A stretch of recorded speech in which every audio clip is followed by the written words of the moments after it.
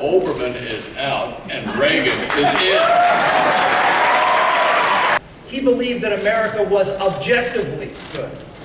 That we could look at America, we could see true goodness and truth, not just for America, but for all of mankind.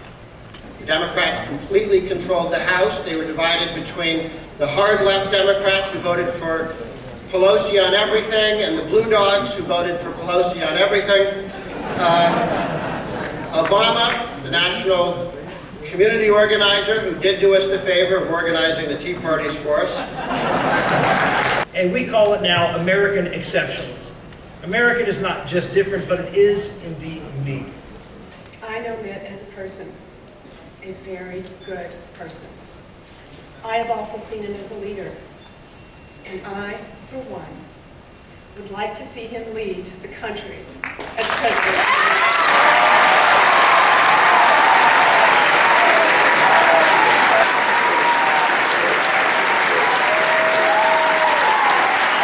Has changed over the past 2 years, but one thing hasn't changed.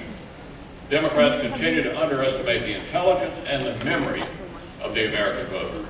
And our valiant troops watched in confusion as the president announced that he intended to win the war in Afghanistan as long as it didn't go beyond August of 2012.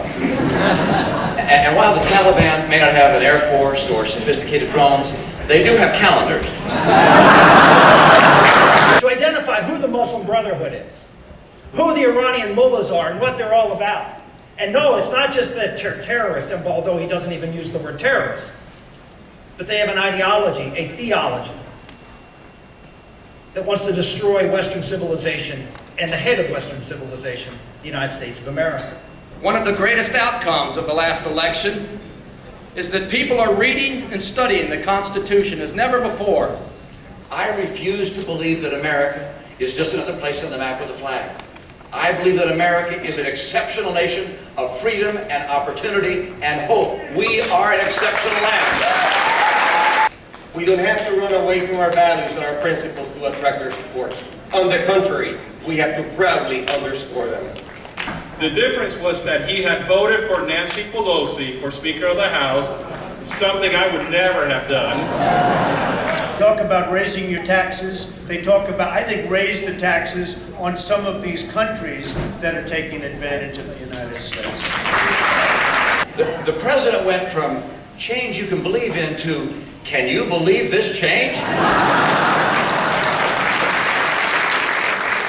It sounded like he was going to dig up the First Lady's organic garden and put it in Bob's Big Boy.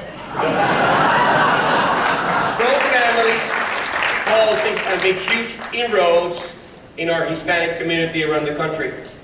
The late President Reagan actually said that Hispanics are Republicans, they just don't know it yet. He was so right. Antichrists, that was the latest one I was called on here. I was the Antichrist. Dr. Laurie, we all know who you really are. Well, who am I? We all know you're the Antichrist. What do you say to that? Just because you're shredding the health care bill. And I said, that's Dr. Antichrist.